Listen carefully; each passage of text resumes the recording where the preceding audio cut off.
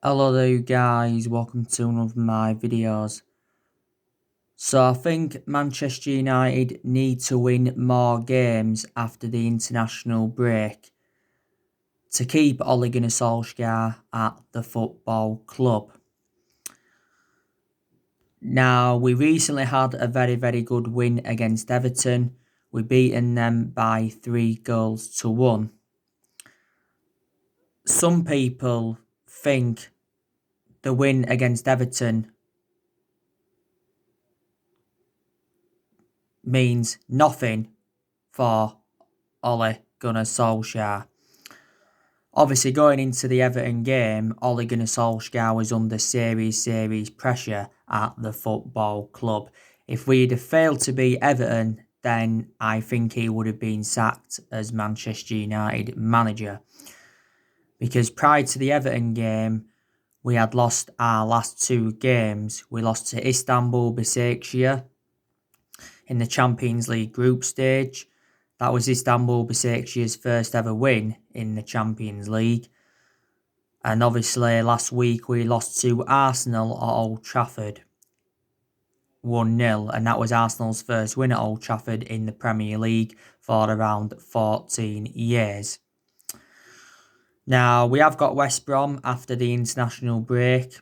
That's a game that Manchester United should win.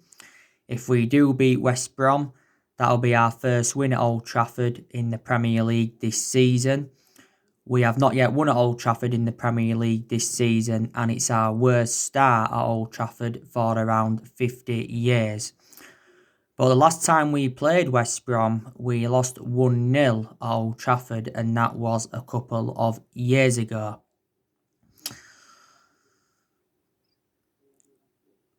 Obviously, if we start losing and drawing games after the international break, then I think Solskjaer will get sacked as Manchester United manager. Obviously, Mauricio Pochettino is the favourite to replace him at the football club.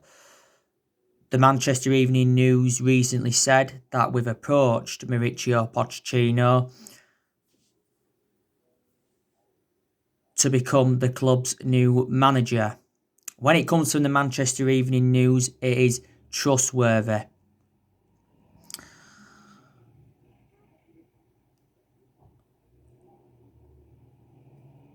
Mauricio Pochettino has been managerless now for like a year because he was sacked from Tottenham last year, wasn't he? And I think Tottenham made a bad mistake by getting rid of him. Mauricio Pochettino did endure 5.5 years with Tottenham, and analysing the vast majority of his tenure, Tottenham were competing in and out of the top four. Last year, Pochettino guided Tottenham to their first ever Champions League final. He also guided them to the League Cup final, and he guided them to 2 FA Cup semi-finals. Before he was at Tottenham, he was at Southampton. He enjoyed a short tenure with Southampton, but he still guided Southampton to their highest ever finish in the Premier League.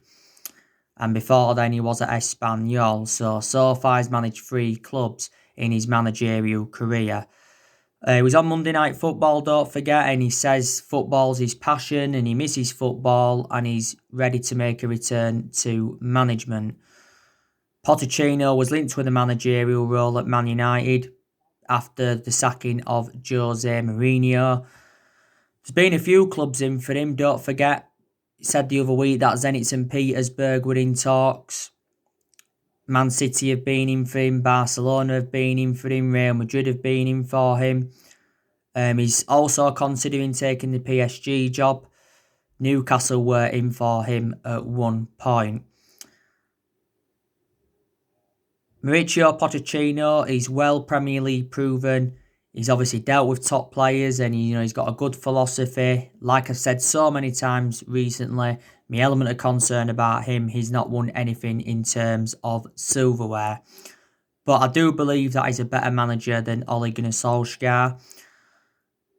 But if Pochettino was to come into the club, what signings would he make? What players would he get rid of? More than likely, he demanded a director of football to come in so he can get more backing. Would our current board back Pochettino if he comes in? Because quite clearly, our board haven't backed Ole Gunnar Solsjaer enough, and they haven't backed any of our managers that we've had since the Sir Alex Ferguson era. So they didn't back Moyes, they didn't back Van Gaal, they didn't back Mourinho, and obviously they haven't backed Ole Gunnar Solsjaer. Julian Nagelsmann, now, he's another manager on our agenda. We are seeing him as an alternative to Mauricio Pochettino, Julian Nagelsmann. Now, Julian Nagelsmann is regarded as one of the best young coaches in the world. He's at RB Leipzig. Last season, he got RB Leipzig a third place finish. He also got them to the Champions League semi-finals, and Leipzig have had a good start to this season in the Bundesliga. It also says that we've been looking at Massimiliano Allegri as well, a former Juventus manager. He's another alternative.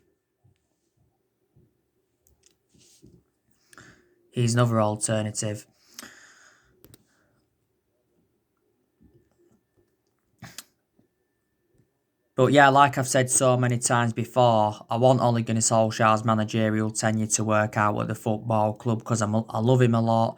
He's a club legend at the end of the day. I don't think he's good enough though to succeed as a manager because he hasn't got that proven pedigree behind him.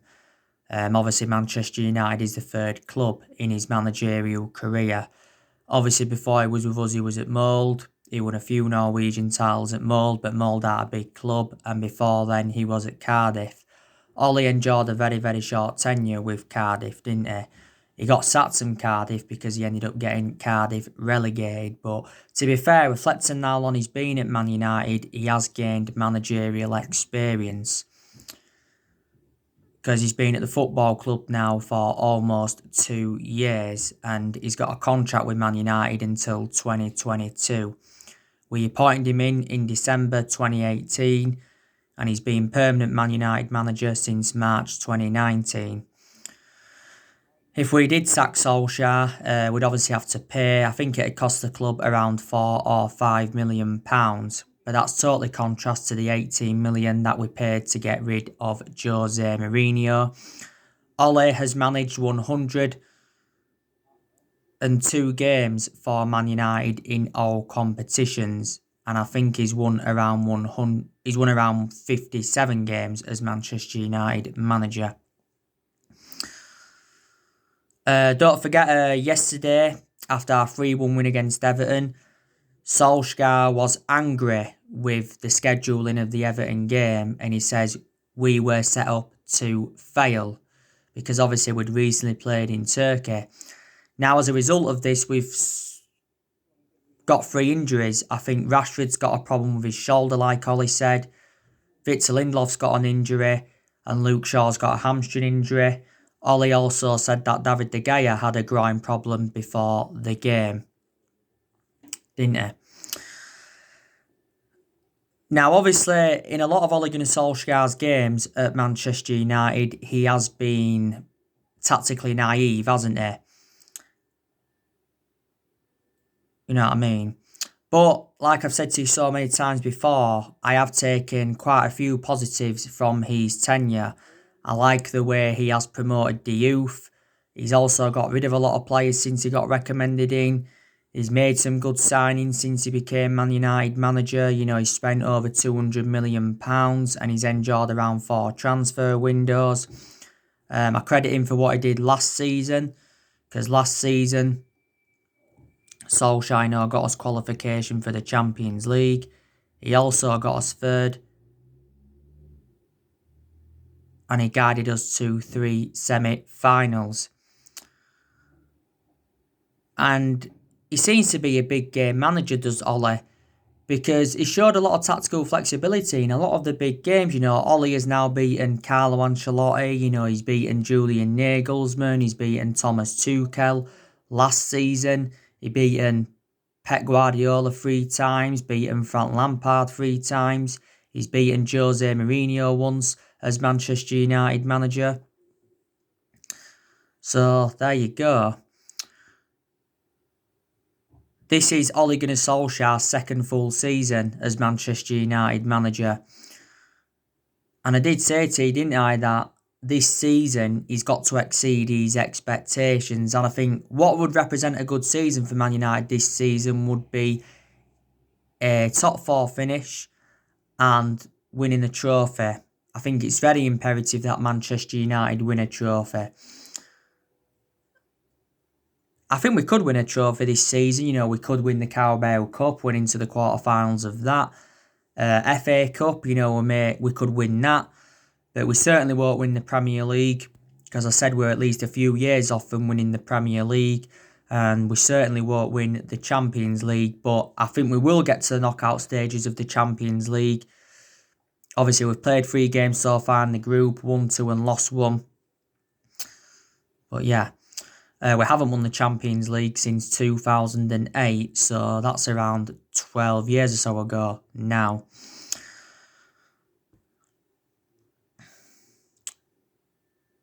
And obviously, we are the most successful team in Premier League history because we have won 20 titles and 13 of them are Premier League titles. But we haven't won the Premier League since 2013, so we haven't won it now for over 7 years or so. So that just indicates how inconsistent Man United have been for the last 7 years or so.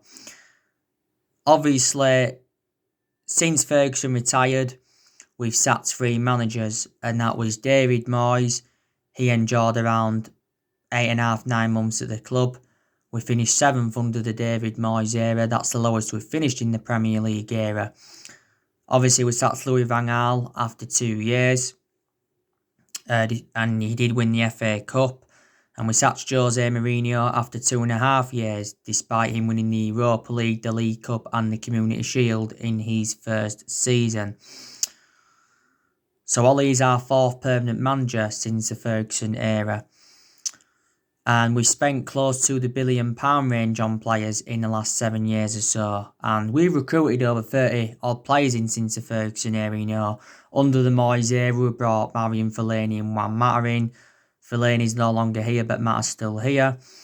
Under Louis van Gaal era, we brought Sneijderlin in, Sebastian Schweinsteiger, Di Maria, Falcao, Memphis Depay, Rojo, Damian, Blind, Martial, Shaw, they're still here, them two. Brought Romero in, he's still here.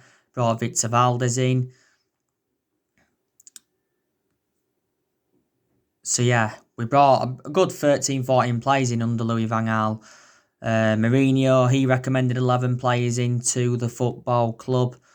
You know, the vast majority of this team is Jose Mourinho's.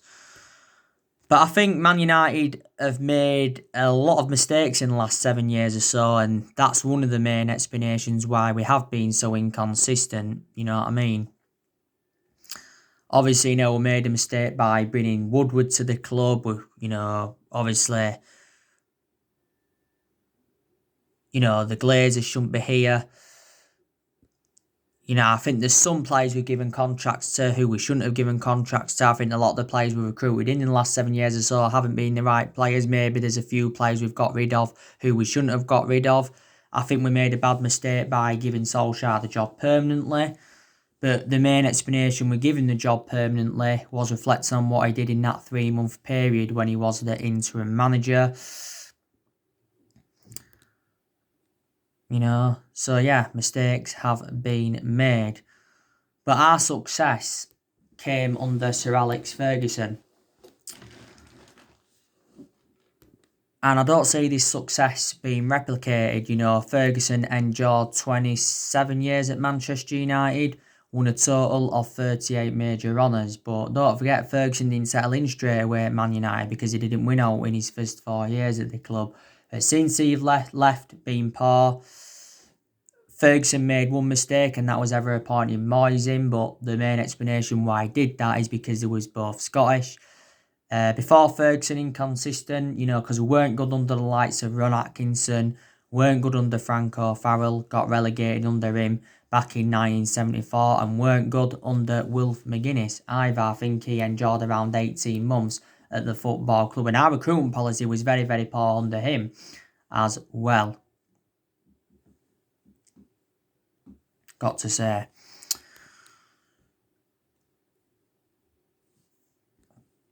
Now, we're obviously making plans for next year.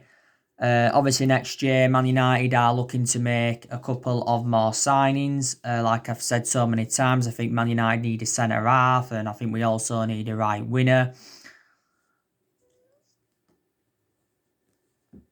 We're obviously looking to offload more players next year because, quite frankly, there is still deadwood in the squad, isn't there? I think next year we'll look to get rid of Jesse Lingard. We'll also look to get rid of Rojo, Jones, Sergio Romero. Sergio Romero's already said anyway, once his contract terminated. I think Daniel James will also look to loan him out. I think Brandon Williams could also be loaned out because Williams is now our third choice left back, isn't he? I think Matic could be sold next year because he's now lost his place in the team. Could Juan Mata be sold next year? I think a lot of Manchester United fans are expecting Paul Pogba to leave the football club next year. Aren't there?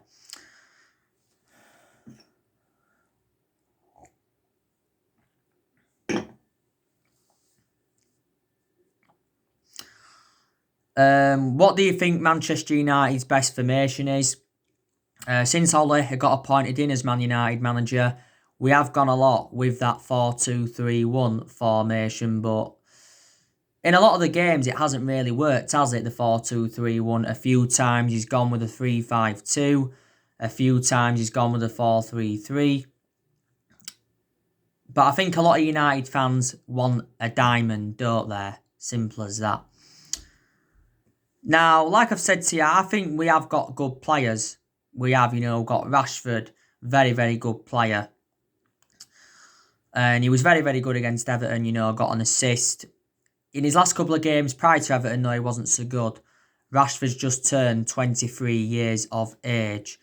Rashford's been part of the club for several years. Rashford, don't forget, got a hat-trick against Leipzig. He scored a late winner in Paris. I think he's more effective out wide, to be quite honest with you, even though you can play him centrally, Marcus Rashford. Anthony Martial, now, I think he's good. He hasn't done great this season. He played against Everton yesterday. That was his first start in the Premier League for the month because obviously he's just served a 3-match suspension. Maybe Martial should be dropped now, to be honest with him. We should start Edison Cavani ahead of him instead. Edison Cavani scored his first goal for the football club against Everton yesterday. Very, very good goal it was as well. Obviously, we've got Edison Cavani on a free transfer on deadline day. He signed a 2-year contract with Man United worth 220 grand a week. Edison Cavani is the number 7, and I said he will be the next Zlatan Ibrahimovic. Well, Edison Cavani. But Martial, I thought, he did well last season under Ole, and he did well in his debut season under the Louis van Gaal era. Martial's enjoyed over 5 years or so now at the football club. Mason Greenwood, I like him a lot. Didn't play yesterday against Everton because he was out with illness, according to Ole Gunnar Solsjaer. So he should be playing in the game against West Brom after the international break. Should Mason Greenwood. Mason Greenwood is obviously our number 11. He's the 4th Man United player to wear the number 11. We had a few issues with him though, didn't we? Near the start of the season. Because he was getting withdrawn from the England squad quite a few times, wasn't he? And in recent weeks, Ollie's been defending Mason Greenwood. I also think Juan Mata is very, very good for Man United as well. He's played quite a few games this season as Juan Mata. He did well in both our Carabao Cup games against Luton and Brighton.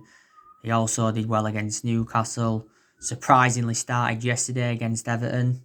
It's because Mason Greenwood was unavailable, wasn't he? But Juan Mata's enjoyed a good 6 years or so now at the football club.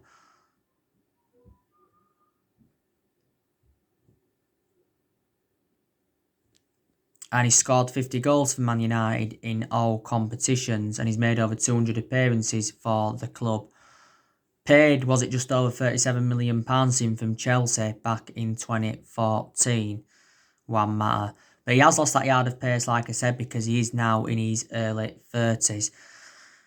I really, really like Bruno Fernandes. Very, very good player. Probably the best player Man United have got is Bruno Fernandes. By the way, Solsjaer said he's been frustrated with Bruno Fernandes over his positioning in the 3-1 win against Everton, but he is delighted with the performance he put out because obviously Bruno Fernandes scored 2 goals and he also got an assist.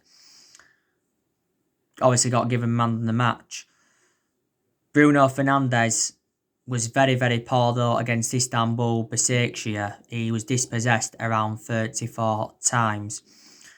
But Bruno Fernandes has had a good career so far at Man United. He's enjoyed around 9 months at the football club. He's won the Premier League Player of the Month a couple of times. I think he won it for February and June. Also won some Matt Busby Player of the Year award. Bruno Fernandes. There's only been a couple of games where he's looked a bit off the pace. We paid, was it €55 million for him in January? €55 million equates to around £47 million. Donny van der Beek now, I think he's also very, very good for Man United, but Ollie's not starting him enough. You know, he's not yet made his full Premier League debut for the football club, Donny van der Beek. But he has started in our last 2 Champions League games. And Solsjaer was talking about Donny van der Beek prior to the RB Leipzig game, saying that he will be an important player and he'll play a big part this season. And he responded to the criticism over the use of Donny van der Beek, because there's a few pundits in that don't think he's wanted at Manchester United. You know, we paid a good, was it £40 million in for Ajax, Donny van der Beek? He can play in like 3 different roles, so I think Solskjaer's trying to figure out what his best position is at Man United. His predominant position at Ajax was box-to-box, wasn't it? When we played him against Leipzig, you know, we did put him in the number 10. Didn't we?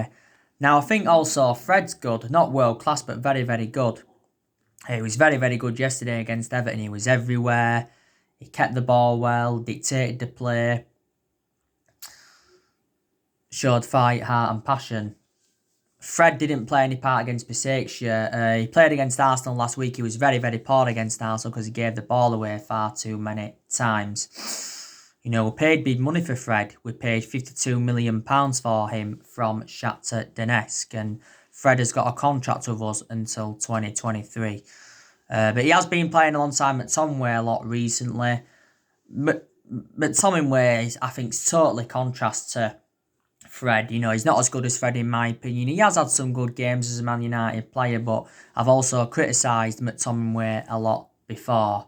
I don't think he was great yesterday against Everton, to be honest with McTominay. He maybe had some good spells here and there, but yeah. Luke Shaw, I think he's a good player, Luke Shaw. And he's done well this week, especially. You know, he's got 2 assists. Got the assist for Martial's goal against Başakşehir and got the assist for one of Bruno Fernandes' goals yesterday. My only element of concern about Luke Shaw is that he is injury prone. Luke Shaw's enjoyed a good 6 years or so at Man United. You know, we paid, was it £30 million in something like that from Southampton back in 2014. Alex Telles, I think he's a good player and I think he'll be a good signing for Manchester United. Obviously, haven't had much of a perception on him at the moment because he's only played 1 game for Man United and that was against PSG. That was his debut for the club. Now, I thought Telles would have been available for yesterday because obviously there was reports coming out prior to the game saying that Telles has been training and he could be making his Premier League debut for the club. Just recovered from coronavirus, hasn't he? You know, we paid, €15 million for Telles with add-ons included, and Telles signed a 4-year contract with the club with an option of a further year. Now, Harry Maguire, I think he's good. He's not world class, but it's good to see him rejuvenate himself, Harry Maguire. It really, really is. Because he did have early season troubles. because he had that incident in Greece the other month. But Harry Maguire said what happened in Greece is not going to affect him. He's just focusing on his football. Maguire, don't forget, had a few knocks, and he obviously got sent off in England's 1-0 defeat to Denmark, etc., etc. But he has rejuvenated himself, like I said, and he was good yesterday against Everton. Very effective in the air, threaded some good long balls through. He obviously got kicked by Jordan Pickford as well. But I think Harry Maguire pushed him, Jordan Pickford. And obviously Harry Maguire is our captain. We got him in a deal worth £80 million from Leicester in the summer of 2019. So as it stands at the moment, he is the most expensive centre half in the world, and the second most expensive signing at the club, behind Paul Pogba. Now Wan-Bissaka, he's good, but he hasn't been good recently. He's looked a bit off the pace.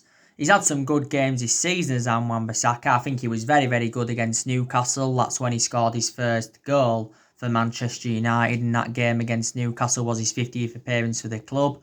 Bissaka was good against PSG as well. Not bad against Leipzig, but for Port, not great yesterday. Wasn't great yesterday. He was at fault for Bernard's goal.